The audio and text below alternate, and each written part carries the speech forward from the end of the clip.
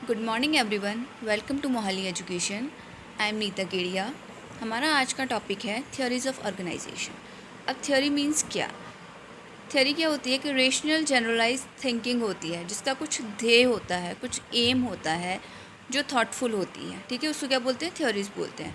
और ऑर्गेनाइजेशन क्या होता है? अ ग्रुप ऑफ पीपल जो किसी एम को या ऑब्जेक्टिव को अचीव करने के लिए साथ मिलकर के काम करते हैं। तो व्यक्तियों का समूह जो किसी लक्ष्य को प्राप्त करने के लिए बनाया जाता है। अब कितने तरीके की थ्योरीज़ होती हैं, पहले हम वो देख लेंगे। उसके बाद आपके सिलेबस में, यूजीसी नेट पॉलिटिकल साइंस के सिलेबस में जो थ्योरीज़ हैं, हम लोग उन थ्योरी को डिस्कस करेंगे। तो आइए देखिए, ये आपको दिख रहा होगा स्क्रीन पे। There are 11 types of theory मैंने कैटेगराइज्ड करी हैं। There are 11 types of theory और मैंने कोशिश करी है कि मैं सारी ही थ्योरीज़ को इस लेक्चर में एक बार कवर कर लूँ। तो फर्स्ट जो आपकी थ्योरी है वो है क्लासिकल, ट्रेडिशनल या स्ट्रक्चरल थ्योरी। ठीक है, इसको क्लासिकल भी कहते हैं, ट्रेडिशनल भी कहते हैं, स्ट्रक्चरल थ्योरीज भी कहते हैं। तो अब इसके अंदर 3 तरीके की थ्योरीज हैं। साइंटिफिक मैनेजमेंट थ्योरी जो कि टेलर ने दी है, ब्यूरोक्रेटिक थ्योरी जो कि वेबर ने दी है, एंड एडमिनिस्ट्रेटिव थ्योरी जो कि फेयल ने दी है। सेकेंड जो थ्योरी है आपकी वो न्यू क्लासिकल है, या फिर जिसको ह्यूमन रिलेशंस थ्योरी भी कहते हैं। थर्ड थ्योरी है आपकी मॉडर्न ऑर्गेनाइजेशन थ्योरी। इसके अंदर अगेन 3 तरीके की थ्योरीज हैं। System approach, socio technical approach and contingency या सिचुएशनल अप्रोच। ठीक है, कंफ्यूज मत होइएगा, बाकी सारी सिंपल थ्योरीज हैं। बस जो सब टाइटल्स जो है वो आपके क्लासिकल थ्योरी में है और मॉडर्न थ्योरीज में, बाकी सारी सिंगल टाइटल के साथ ही थ्योरीज कंटिन्यू होंगी। तो जो फोर्थ टाइप ऑफ थ्योरी है that is decision theory. Fifth type of theory है मोटिवेशन थ्योरी। सिक्स्थ है हॉथरॉन थ्योरी। सेवन्थ है rational system perspective, that is rational, इसको रैशनल कर दीजिएगा, that is typing mistake. Division of labour theory, participation theory, behavioural theory and theory of leadership. अब यहाँ पे आपको ये 2 बॉक्स दिख रहे होंगे, ये आपके NTA UGC net political science में जो आपके सिलेबस में थ्योरीज़ हैं वो है।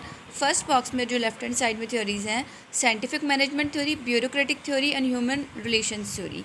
ये क्या है? ये थ्योरीज़ हम इसी लेक्चर में कवर करेंगे। और जो राइट हैंड साइड में बॉक्स है, theory of leadership and motivation, इनको हम 2 अलग अलग लेक्चर्स में कवर करेंगे। एज लेक्चर काफ़ी लंबा बन जाएगा अगर हमने इसी लेक्चर में सारी थ्योरीज़ को कवर करने की कोशिश की। तो फ़िलहाल जो है ये 3 जो है थ्योरीज जिस पे टिक लगा हुआ है लेफ्ट हैंड साइड में जो बॉक्स हैं, वो आपके इसी लेक्चर में कवर हो जाएंगी और आपके सिलेबस में है। बट हाँ, कि एक जो है ना कि हमें पता होना चाहिए कि टोटल कितने तरीके की थ्योरीज़ हैं। तो इस वजह से मैंने एक बार सारी की सारी थ्योरीज़ डाल दी हैं ताकि आपको एक ब्रीफ इंट्रोडक्शन मिल जाए। एज जो एनटीए यूजीसी नेट वाले स्टूडेंट हैं उनके तो ऑब्वियस है, हमें पता ही है कि ऑब्जेक्टिव टाइप्स ऑफ क्वेश्चन आएंगे। लेकिन बहुत से स्टूडेंट्स हैं जो ग्रेजुएशन या कर रहे हैं या फिर मास्टर्स कर रहे हैं, तो उनके लिए थोड़ा सा डिस्क्रिप्टिव मटेरियल होना चाहिए। तो उस अकॉर्डिंग भी मैंने इस चीज़ को प्रिपेयर करने की कोशिश करी है। तो आइए स्टार्ट करते हैं। फर्स्ट थ्योरी है क्लासिकल और ट्रेडिशनल या स्ट्रक्चरल ऑर्गेनाइजेशन थ्योरी जिसको कहते हैं। अब इसमें क्या होता है, ये लोग मानते हैं कि जो ऑर्गेनाइजेशन क्या है उसका फॉर्मल एस्पेक्ट को ये लोग डिस्कस करते हैं कि ऑर्गेनाइजेशन क्या है, एक मशीन है। ठीक है, और इसके जो एम्प्लॉयज़ है वो क्या है, इस मशीन के पार्ट है। तो जो हर एक एम्प्लॉई है वो कैसा होना चाहिए, एफिशिएंट।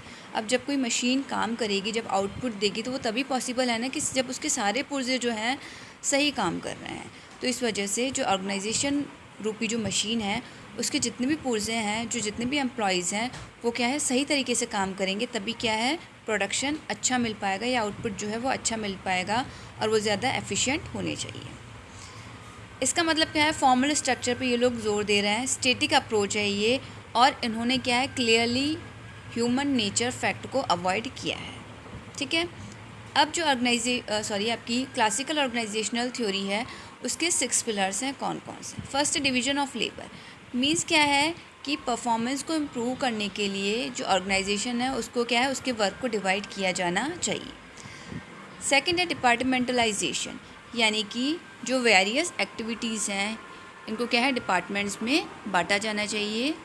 इससे क्या होगा, एक तो कॉस्ट मिनिमाइज़ होगी और जो एडमिनिस्ट्रेटिव कंट्रोल है वो आपका सही से काम कर पाएगा। नेक्स्ट पिलर है कोऑर्डिनेशन। मीन्स हार्मनी की बात हो रही है कि जितने भी एम्प्लॉयज़ हैं वहाँ पे, या जो एम्प्लॉयर और एम्प्लॉयज़ हैं, या जो मैनेजर और एम्प्लॉयज़ हैं, जिसकी भी बात करें, मतलब पूरे ऑर्गेनाइजेशन में जितने भी लोग काम कर रहे हैं वो क्या है, हार्मनी से काम करें।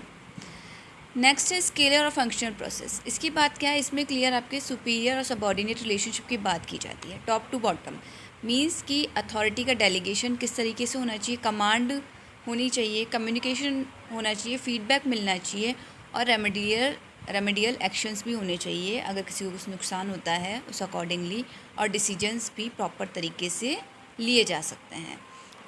सुपीरियर और सबॉर्डिनेट रिलेशनशिप है। जो सबॉर्डिनेट्स हैं, जो नीचे काम कर रहे हैं, उनको पता है कि हमारे सुपीरियर कौन है या हमारे टॉप पे कौन है और हमें क्या है उनके जो ऑर्डर्स हैं या उनके बनाए हुए रूल्स एंड रेगुलेशंस को फॉलो करना है। Fifth is structure means logical relationship of functions कि कौन कौन से काम किसको दिए हुए हैं। फंक्शंस क्लियरली अरेंज है और वो इतने अफेक्टिव है कि क्या है, अकम्पलिशमेंट बहुत अच्छे से हो रहा है। स्पैन ऑफ कंट्रोल की जब बात करते हैं तो क्या है, इसमें है कि कितने सबॉर्डिनेट एक मैनेजर के अंडर काम कर सकते हैं। इट मीन्स कि एक मैनेजर जो है वो इफेक्टिवली कितने सबॉर्डिनेट्स को सुपरवाइज कर सकता है। ठीक है, अब ये जो आपकी फ़र्स्ट थ्योरी थी मैंने आपको बताया, इसी में इसके सबटाइटल्स होंगे, 3 सबटाइटल्स होंगे, देख लेते हैं कौन कौन से हैं। सेकंड थ्योरी आपकी सिंपल है, उसके बाद जो थर्ड मॉडर्न थ्योरी होगी उसमें अगेन फिर 3 सबटाइटल्स होते हैं, सो डोंट गेट कन्फ्यूज्ड। चलिए स्टार्ट करते हैं। फर्स्ट है आपकी साइंटिफिक मैनेजमेंट थ्योरी, किसने दी है, टेलर ने दी है। अब इन्होंने क्या किया है, इन्होंने इसमें 5 मेन इसके कैरेक्टरिस्टिक्स बताए हैं, कौन कौन से हैं। फर्स्ट इज़ कि divide work between managers and workers. Managers को पता होना चाहिए उनका काम क्या है और वर्कर्स को पता होना चाहिए उनका काम क्या है। इंसेंटिव, वो परफॉर्मेंस बेस्ड होने चाहिए, अगर परफॉर्मेंस बहुत अच्छी है तो इंसेंटिव्स उनको अच्छे मिलेंगे। ट्रेंड वर्कर्स होने चाहिए, अब ट्रेंड वर्कर्स होंगे तो क्या होगा कि वो अपना काम बहुत एफिशिएंसी से कर पाएंगे और जल्दी कर पाएंगे। रिस्पॉन्सिबिलिटी होनी चाहिए, ठीक है, कि जो काम हुआ है तो वो किसकी रिस्पॉन्सिबिलिटी है, टाइम से होना चाहिए और एफिशिएंट वर्क होना चाहिए। तो ये 5 जो है इस थ्योरी के कैरेक्टरिस्टिक्स हैं। अब जो आपके फ्रेडरिक विंसल टेलर जो है उन्होंने 4 प्रिंसिपल्स दिए हैं इस थ्योरी के, कौन कौन से हैं। फर्स्ट इट कि जो आपकी साइंटिफिक मेथड थ्योरी है या साइंटिफिक मैनेजमेंट थ्योरी है, इसने क्या है, इसने रूल ऑफ थंब मेथड को रिप्लेस किया है। अब रूल ऑफ थंब मेथड क्या है, इस मेथड के अकॉर्डिंग कि जो मैनेजर होते हैं अपने जो डिसीजंस लेते हैं, ठीक है, वो क्या है, पास्ट एक्सपीरियंस बेस्ड होते हैं। ठीक है, means the application of traditional methods और the method decided by the manager based on his past experience. लेकिन इस थ्योरी ने क्या किया, इस रूल ऑफ थंब को रिप्लेस कर दिया कि नहीं, अब साइंटिफिक तरीके से सोचना होगा। ये नहीं कि पास्ट जो आपके एक्सपीरियंस होंगे वो क्या है आपके मेथड्स को अब अफेक्ट करेंगे, ऐसा नहीं होगा। Training of workers by management means scientific training होनी चाहिए वर्कर्स की। कोऑपरेशन होना चाहिए मैनेजर्स और वर्कर्स के बीच में। इक्वल डिवीजन ऑफ लेबर्स, यानी कि मैनेजर को पता है उसका काम क्या है और वर्कर्स को पता है उनका काम क्या है। अब इसी थ्योरी का सेकंड जो सब टाइटल थ्योरी है that is Weber's bureaucratic theory. Max weber ने ये थ्योरी दी है। इस थ्योरी के अकॉर्डिंग क्या है कि जो ऑर्गेनाइजेशन है उसका एक डिफाइंड हायरार्की होनी चाहिए। ठीक है, means clear rules regulation, lines of authority, सबसे ऊपर कौन है, उसके नीचे कौन है, उसके अंडर कौन है, उसके अंडर कौन है। ठीक है, ये सबको क्लियरली पता होना चाहिए। अब इसके 6 कैरेक्टरिस्टिक्स दिए हैं मैक्स वेबर ने, कौन कौन से हैं आइए देखते हैं। हायरार्की, ऊपर भी हमने बात की कि क्लियर स्ट्रक्चर होना चाहिए टॉप टू बॉटम। ठीक है, सेकंड इम्पर्सनैलिटी मीन्स जो ऑर्गेनाइजेशन है उसको क्या है, सारे एम्प्लॉयज़ को इक्वली ट्रीट करना चाहिए। ठीक है, इवन सारे कस्टमर्स को भी इक्वली ट्रीट करना चाहिए। और जो प्रमोशन होना चाहिए एम्प्लॉयज़ का वो क्या है, स्किल्स के ऊपर डिपेंड होना चाहिए, स्किल बेस्ड होना चाहिए। थर्ड क्या है, रिटर्न रूल्स होने चाहिए, जो रूल्स एंड रेगुलेशंस हैं वो रिटर्न होने चाहिए, सबको पता होना चाहिए। Promotion based on achievement. Fifth है स्पेशलाइज्ड डिवीजन ऑफ लेबर। ठीक है, जो डिवीजन ऑफ लेबर होता है वो होना चाहिए पहली चीज़, और दूसरी चीज़ क्या है, लेबर जो है वो स्पेशलाइज्ड होनी चाहिए। एफिशिएंसी और रेशनलिटी मीन्स एफिशिएंसी से काम होना चाहिए और वो वर्क कैसे होना चाहिए, रेशनल होना चाहिए। कोई भी जब हम काम करते हैं तो पहले हम माइंड में अगर अपने सेट कर लेते हैं कि हमें ये काम इस तरीके से करना है तो उससे करना ईजी हो जाता है और वो इतना टाइम कंज्यूमिंग भी नहीं होता है। अब इसके कुछ एडिशनल फीचर्स है वो भी देख लेते हैं। First is personal perception are kept separate from agency and enterprises. जो आपकी पर्सनल परसेप्शन है उनको आप दूर रखो। Second, high level officer supervise low level officers. Clear बात है कि जो हाई लेवल जो ऑफिसर्स है वो सुपरवाइज करेंगे अपने सबॉर्डिनेट्स को या लो लेवल ऑफिसर्स को। Third is train and specialization of staff and workers, ठीक है, ट्रेन होने चाहिए, स्पेशलाइज्ड होने चाहिए। Fourth is full working capacity. Fifth is specific set of general rules होने चाहिए। मीन्स अकाउंटेबिलिटी, कौन किसके प्रति उत्तरदायी है, कंट्रोल किसका है, रिस्पॉन्सिबिलिटी किसकी है, कंसिस्टेंसी होनी चाहिए, सुपर और सबॉर्डिनेट का सिस्टम क्लियर होना चाहिए। बिकॉज अगर ये नहीं होगा तो लोग क्या है, आपस में ही कॉन्फ्लिक्ट स्टार्ट हो जाएंगे उनके बीच में। अब इसी थ्योरी का नेक्स्ट जो थ्योरी है दैट इज़ एडमिनिस्ट्रेटिव थ्योरी। अब ये किसने दी है, हेनरी फ्योल ने दी है। और यह है, ये कौन कौन से डिवीज़न, मतलब ये कुछ प्रिंसिपल ऑफ मैनेजमेंट पे बेस्ड है, कौन कौन से देख लेती है मैंने, बस टाइटल्स डाले हैं, डिस्क्राइब हम खुद कर सकते हैं। डिवीजन ऑफ वर्क है जैसे, ठीक है, वर्क का डिवीजन होना चाहिए। अथॉरिटी रिस्पॉन्सिबिलिटी किसकी है, डिसिप्लिन होना चाहिए, यूनिटी ऑफ कमांड हो, यूनिटी ऑफ डायरेक्शंस हो, ठीक है, क्लियर सा है, ज़्यादा डिस्क्राइब करने की ज़रूरत नहीं है।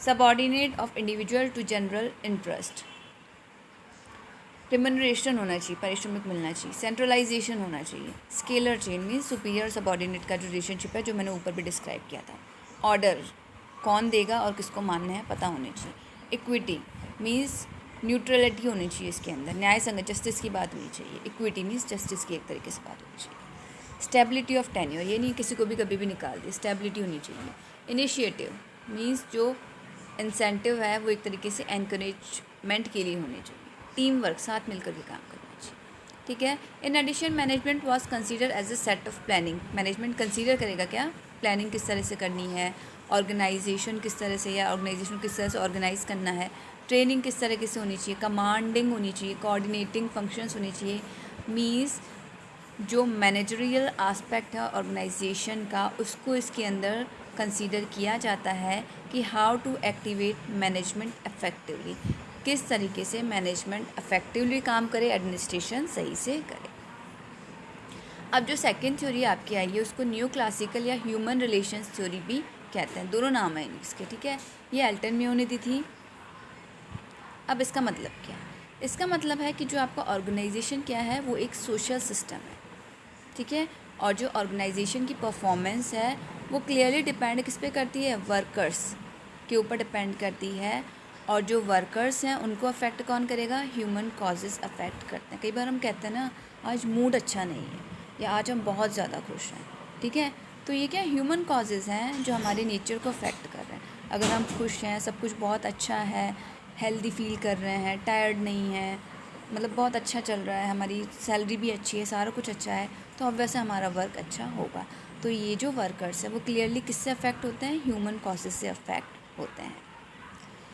तो ये किस पर रिसर्च कर रहे हैं, ह्यूमन बिहेवियर एट वर्क, ठीक है, जो ये आपके ह्यूमन रिलेशन यानी न्यू क्लासिकल थ्योरी के जो मेन जो काम है वो किस पे कंसंट्रेट करना है, ह्यूमन बिहेवियर क्या है वर्किंग प्लेस पे।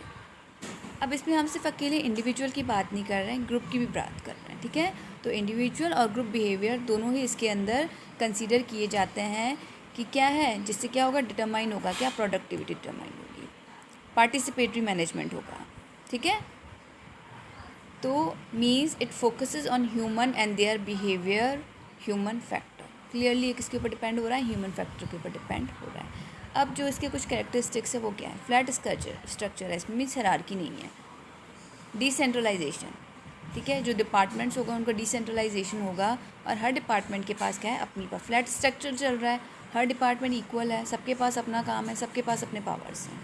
इनफॉर्मल जो मीन्स की ऑर्गेनाइजेशन, मतलब जो फॉर्मल तरीका है नहीं, इनफॉर्मल तरीके भी क्या है उसको अफेक्ट कर रहे हैं। अब नेक्स्ट जो थ्योरी है that is modern organization theory. अब ये थ्योरी किस चीज़ पे फोकस करती है आइए देखते हैं, ठीक है, ये कह रहा है कि ऑर्गेनाइजेशन जो है उसको क्या है, एक अडेप्टिव सिस्टम है, मीन्स कि इसको अपने एनवायरनमेंट के अकॉर्डिंग चेंजेस करने पड़ते हैं। क्लियरली ये तो हमें पता ही है। आज जैसे मैं एक बहुत ही छोटा सा एग्जांपल लूँ, सपोज़ कि किसी कोचिंग सेंटर की या किसी स्कूल की हम बात करते हैं, हम जो ये जहाँ पे रीजनल लैंग्वेजेस बोली जाती है जिन स्टेट्स में, हम उनकी बात करते हैं, लाइक गुजरात है, पंजाब है, तो अगर यहाँ पे अगर जैसे हम काम करने जा रहे हैं तो ऑब्वियस से पंजाबी थोड़ी बहुत आनी है, थोड़ी बहुत गुजराती आनी मस्ट है, ऐसे हम स्टूडेंट्स के साथ क्या है डील नहीं कर पाएंगे, उनके साथ सही से कम्युनिकेट नहीं कर पाएंगे। बाकी कुछ एक स्टेट्स हैं लाइक राजस्थान है, हरियाणा है, वहाँ हिंदी इंग्लिश से भी काम चल जाएगा, इतनी कोई इशू नहीं होना है। लेकिन पंजाब, गुजरात ये कुछ स्टेट्स है जहाँ पे आपको वहाँ की लैंग्वेज आनी बहुत ज़रूरी है। तो ये क्या हो गया, एक अडेप्टिव नेचर हो गया इस ऑर्गेनाइजेशन का कि आपको ऐसे ही वैसे ही टीचर्स को वो ज़्यादा प्रेफर करेंगे जिनको ये रीजनल लैंग्वेजेस आती है। तो वहीं हम जब ऑर्गेनाइजेशन की किसी की बात कर रहे हैं तो वो जो आसपास का जो एनवायरनमेंट है वो उसको किस तरह से अफेक्ट कर रहा है उस चीज़ पे कंसंट्रेट किया जाता है। ठीक है, तो वो जो ऑर्गेनाइजेशन होती है ऑटोमेटिकली उस आसपास के एनवायरनमेंट को क्या करती है, अडेप्ट कर लेती है। तो इसको क्या बोलते हैं, adaptive nature of organization. Means क्या है कि ये चीज़ कह रही है कि जो सिस्टम है वो एनवायरनमेंट के अकॉर्डिंग चेंज होता है, इंटरनल और एक्सटर्नल दोनों ही लेवल पे क्या है सिस्टम को चेंज होना पड़ता है। अब फीचर्स क्या है इसके मॉडर्न थ्योरी के, तो इसमें क्या है, organization consistently interacts with its environment. Environment से क्या है वो कंटिन्यूसली इंटरैक्ट करता है। Input, transformation, process, output, feedback, क्या है ये सब एनवायरनमेंट में ही एक्सिस्ट कर रहे हैं। मीन्स इनपुट भी ऑर्गेनाइजेशन को एनवायरनमेंट से ही मिल रहा है, आउटपुट भी उसने कहाँ पे देना है, एनवायरनमेंट से ही देना है। ठीक है, सर्विस सपोज हम कोई प्रोडक्ट ही बना रहे हैं, ठीक है, तो इनपुट रॉ मटेरियल भी हमें एनवायरनमेंट से ही मिलेगा, हम प्रोडक्ट बना करके भी एनवायरनमेंट दे रहे हैं, फीडबैक भी हमें कस्टमर एनवायरनमेंट से ही दे रहे हैं, प्रोसेस भी सारा उसमें ही चल रहा है, ट्रांसफॉर्मेशन भी उसी में हो रहा है। तो मतलब क्या है, एनवायरनमेंट के अकॉर्डिंग ही ऑर्गेनाइजेशन को चलना पड़ता है। ऑर्गेनाइजेशन जो है अपने आप को एडजस्ट करता है changing environment. Suppose environment change हो गया, अब जैसे अभी हम कोरोना काल चल रहा है, अभी की बात कर रहे हैं, ठीक है, तो अभी क्या है, जैसे कई जगह पे सिर्फ ऐसा है कि जो ज़रूरत की चीज़ें उन्हीं की डिलीवरी हो रही है, ठीक है, कई जगह पे हैं कि नहीं सारी ही चीज़ों की होम डिलीवरी हो रही है। ठीक है, तो क्या है, एक तरीके से जो भी ऑर्गेनाइजेशन है उसको भी अपने एनवायरनमेंट के अकॉर्डिंग अपने आप को चेंज करना पड़ता है। अब क्या है, ऑर्गेनाइजेशन क्या है, डायनेमिक है, गतिशील है, ठीक है, मतलब रुकी हुई नहीं है, ठहरी हुई नहीं है, समय के साथ इसमें परिवर्तन होते रहेंगे। अब ये माइक्रो और मैक्रो, ठीक है, दोनों ही एनवायरनमेंट को कवर करता है। अब जो मैक्रो एनवायरनमेंट है वो क्या है, एक्सटर्नल लेवल को ज़्यादा कंसंट्रेट करता है, और जो माइक्रो एनवायरनमेंट है वो क्या है, इंटरनल लेवल जो है ऑर्गेनाइजेशन का उस पर कंसंट्रेट करता है। अब हम देखेंगे कि मॉडर्नाइजेशन होता क्यों है। ठीक है, तो पहली चीज़ तो जैसे अर्बनाइजेशन की जब हम बात करते हैं कि जो रूरल पॉपुलेशन है वो मूव करती है सिटीज़ में, तो अर्बनाइजेशन से भी क्या होता है, मॉडर्नाइजेशन होता है। मास मीडिया जो है वो भी हमारे जो मॉडर्नाइजेशन जो है उसको बहुत ज़्यादा अफेक्ट करते हैं। वेस्टर्न सिविलाइजेशन कहते हैं ना, मॉडर्न हो रहा है आजकल, तो हम आजकल की हमारे जैसे बड़े बूढ़े कहते हैं कि आजकल की तो जो जनरेशन आ रही है काफ़ी मॉडर्न है, या कुछ लोग कहते हैं हमारी बहू बड़ी मॉडर्न है। तो मतलब क्या है, थोड़ा बहुत अफेक्ट आ रहा है मास मीडिया का, या सोशल नेटवर्किंग का भी इफेक्ट आ रहा है आपका। वेस्टर्न सिविलाइजेशन के भी जो हैबिट्स हैं उनको हम अडॉप्ट कर रहे हैं। न्यू टेक्नोलॉजी आ रही है, उससे भी बहुत फ़र्क पड़ रहा है कि क्या है, लोगों की सोच, रहन सहन, काम करने का तरीका सब क्या है, मॉडर्न होता जा रहा है। ऑर्गेनाइजेशन भी क्या है, मॉडर्न होती जा रही है। अब इन्होंने क्या है, this benefit those who have monetary resources, लेकिन ये जो मॉडर्नाइजेशन है उसने किसको मतलब बेनिफिट किया है, ठीक है, तो उनको जिनके पास ज़्यादा पैसा है, ठीक है, और इसने डिस्क्रिमिनेशन किया है किसके साथ, गरीबों के साथ या माइनॉरिटीज़ के साथ। ठीक है, जिनके पास पैसा है उसने क्या है, एनवायरनमेंट ने या आपकी मॉडर्न थ्योरी जो है उसके अकॉर्डिंग उनको ही ज़्यादा बेनिफिट हुआ है। जिनके पास पैसा है और जो बेचारे गरीब हैं या माइनॉरिटीज़ हैं उनके साथ डिस्क्रिमिनेशन हुआ है।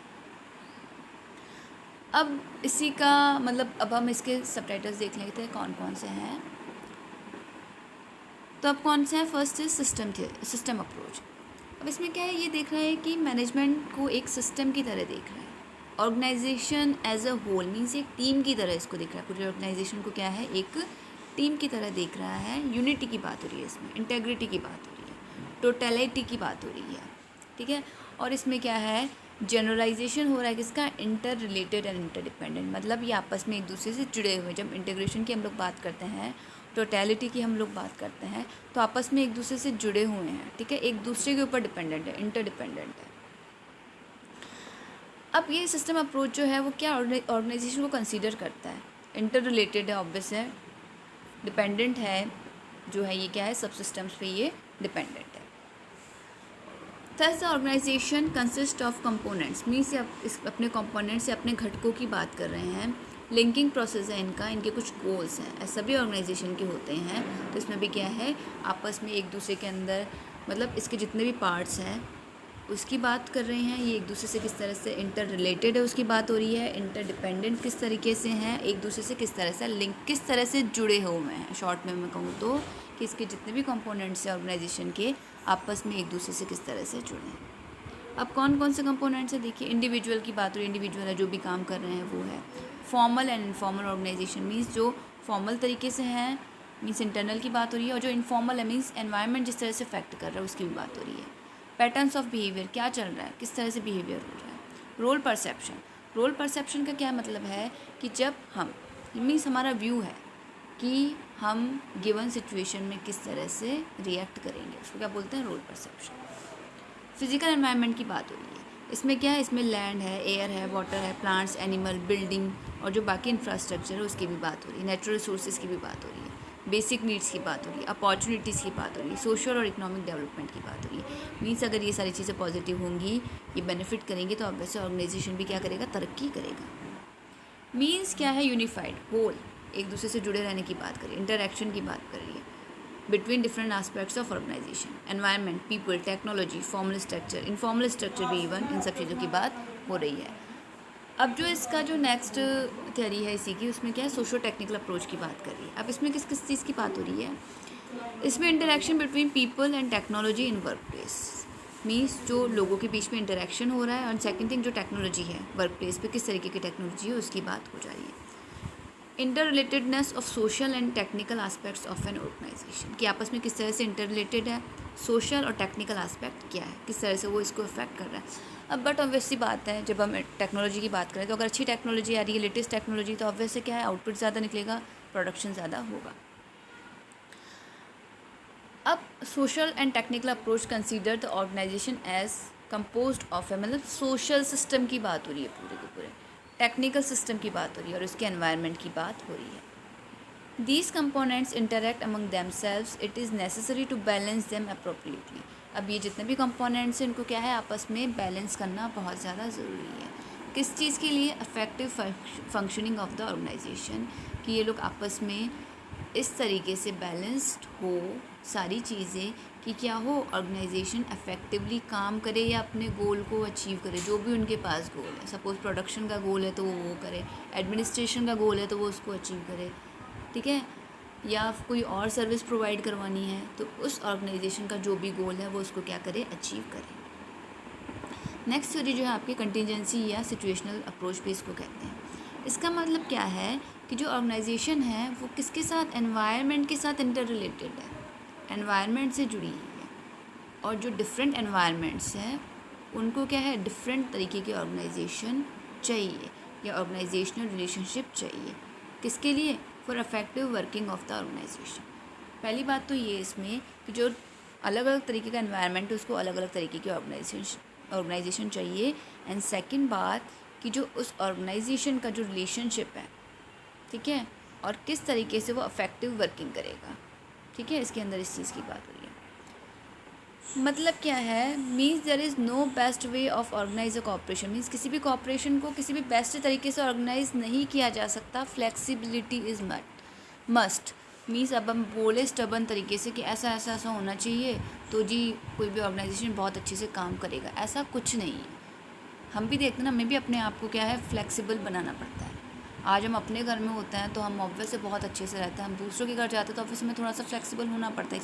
इट्स अ ह्यूमन नेचर, होना चाहिए, फ्लेक्सिबिलिटी हर इंसान के अंदर होनी चाहिए। नहीं होता तो क्या होता है, थोड़ा सा सर्वाइव करना मुश्किल हो जाता है।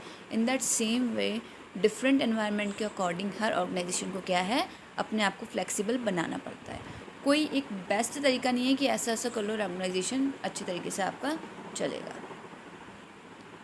ठीक है। अब इसमें फैक्टर्स क्या है, साइज़ ऑफ ऑर्गेनाइजेशन, क्या साइज़ होना चाहिए, हाउ फर्म अडॉप्ट्स एनवायरनमेंट, जो फर्म है वो किस तरह से एनवायरनमेंट को अडॉप्ट कर रही है, differences among resources and operation activities, कौन कौन से रिसोर्सेज हैं और ऑपरेशन एक्टिविटीज़ किस किस तरीके से। अब जो फोर्थ टाइप ऑफ थ्योरी है दैट इज़ डिसीजन थ्योरी, ठीक है। इसमें क्या है, इसमें लॉजिकल कंसेप्ट की बात करी कि किस तरह से डिसीजंस लिए जाते हैं। जो मैनेजर्स हैं वो क्या है, सारे रिस्क को कैलकुलेट करते हैं, अनसर्टेनिटीज़ को कैलकुलेट करते हैं, और उसके बाद क्या है, पॉजिटिव डिसीजन लेते हैं जो एनवायरनमेंट के लिए, सॉरी आपके ऑर्गेनाइजेशन के लिए ठीक होता है। मोटिवेशन थ्योरी, मोटिवेशन थ्योरी में क्या है कि जो किस तरीके से जो एम्प्लॉयज़ हैं उनको क्या है मोटिवेट किया जाए ताकि वो क्या है ज़्यादा प्रोडक्टिव हो।